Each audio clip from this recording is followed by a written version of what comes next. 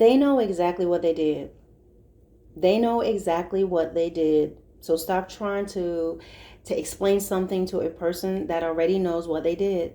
There are people who will act like they don't know what they did to you, but they know. Some of you are in endless arguments with people about things that they've done, offenses and atrocities that they've done to you, and they are denying it, and you're going through all these circles and you're trying to prove to them, and you're bringing the proof and you're showing them this is what you did and this is what you said, and they're playing those games. Guys, they already know what they did, and that's why they need a lie. When you don't have to lie if there's a truth. If there's a truth, they're just going to tell you. Sometimes I understand if it was a situation where you never mentioned and you never said how you felt about something and the person doesn't know, because I have experienced people like that.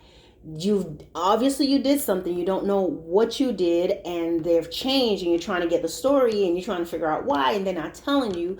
So in those cases, that's understandable. But I'm talking about in situations where you have some repeated offenders, okay? You have some emotional felons out there. They've done some things constantly over and over again. You've spoken to them, you told them how you felt, and they continue doing it, and they're acting like they don't know. Another thing can be people from your past who have done some things to you, and they deny that it happened. They're telling you it never happened. You mean to tell me that you were that blanked out and you were that off your rocker that you don't remember being abusive? You don't remember lying? You don't remember, beating someone to a pulp? You don't remember raping a person? You don't. How could someone forget that? Guys, don't waste time trying to get someone to confess, because they know that what they did is wrong, and that's why they hide it, and that's why they're denying it.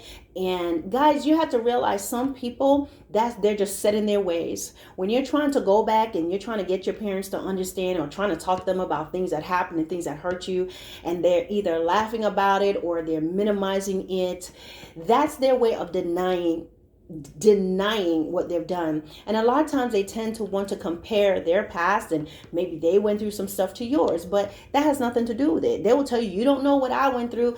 I don't know what you went through, but I know what you put me through.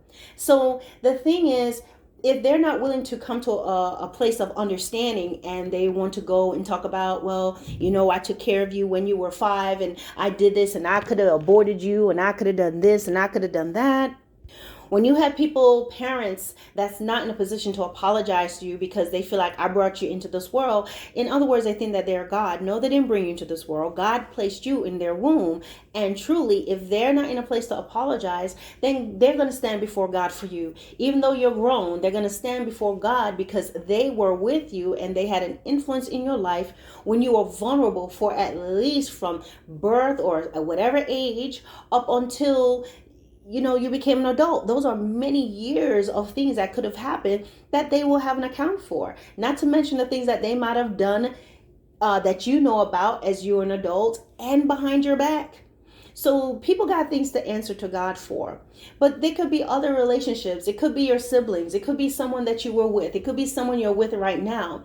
It could be a friend. It could be a group, an organization, and they're just refusing to come forward and be like, yeah, we did do that. I apologize. They don't want to apologize. Don't waste your time trying to get them to tell the truth. Because a lot of times when people do things in the dark, which is sin and evil, they want to stay in the dark. They want to stay in the dark. Don't let people act like they don't know why they did what they did. Because if they truly didn't know what they did, then at the very least, they would be honest about it and say, well, I know that I did that, but actually I didn't realize this or that, But when they just act like it never happened, it's easier for them to be able to live with themselves and tell you something like that so they can feel better about themselves. They don't want to face the ugly things about them. They don't want to face that evil side. They're not going to confess to that because they know it's wrong. That's why people lie. That's why people that cheat and say that they didn't mean it, and they didn't mean to, and they try to minimize it. No, they knew the consequences of it, and that's why they hid it from you all these years and all this time. People that do wrong and do wrong against you and violations, the reason why they try to hide it and they go into what I call full tilt boogie mode, trying to cover up everything, is because at the core of them, they know what they did was wrong. So that's why they had to lie. That's why they had to deceive. That's why they had to hide the paperwork. That's why they shredded your evidence. That's why they deleted your test. They deleted what you had. They hid it because they know it's wrong. Every human being know when they're doing something wrong, because at the time you're thinking to do it and you're doing it, everything in you saying no, no, no, no, no. That's why people do stuff in the dark. That's why people do things in secret. That's why people uses the phantom text. That's why they erase things after they're done with it. That man, that woman that cheated on you, there's no way they didn't know, because it took time to erase the text. They take time to sit in the car and do the and make the conversations. They take time to hide the files at work. They take time to coordinate with other people to lie and to say you did this or you didn't do that, because they know it's wrong. So then when you're sitting with anybody and you're trying to get them to confess something and they won't, the reason why they don't do it and they won't do it is because they know they're wrong for it.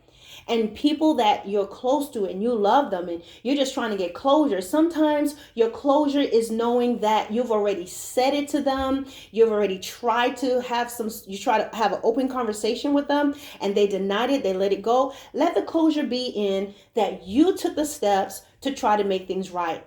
If you're open and they're not open, then you can't do anything about it. You know you did your part. Yes, it may still hurt you that they still denied it. It may still hurt you that they won't confess. But you know what? It's going to set you up for many more things in the future. It's going to set you up, guys, for doors to open up and growth and healing. You may not feel that way now, but I guarantee you, when they deny you and the things that they don't want to talk about and the things that they don't want to confess and the things that they don't want to admit to, God knows everything. And so he sees that, that's like their opportunity. That's like their olive branch. The Bible says that you're supposed to go to the person who you're in a problem with. What is the word that it says? The person that you've offended, it says, go and make it right with them while you still can. Lest they turn you over to the officers and then they throw you in prison and you'll be tormented until you pay off what you owe. And sometimes God allows you to be the one that's open, ironically, right? You didn't do anything, but you go to your offender, you go to this person, and you're trying to get answers and you're saying how you feel. And truly, that is an opportunity for that person in their sin and in that dark area to make it right. But when they refuse to make things right, guess what?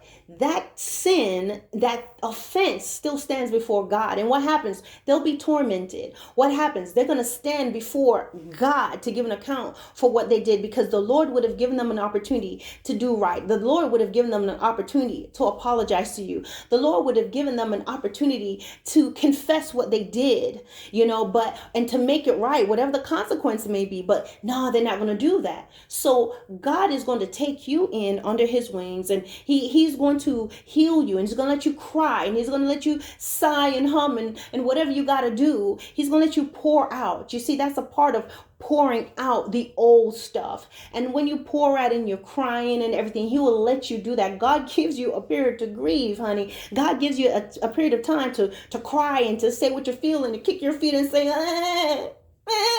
I've done that before. But you know what? And cry, you may not do that. You just may be plumb mad. I've been there too. And once you've poured out and he allows you to do that, now you have to give him the opportunity to heal you, to cleanse you. After he takes out all the not so nice things that's there, he's going to cleanse you and you're going to grow.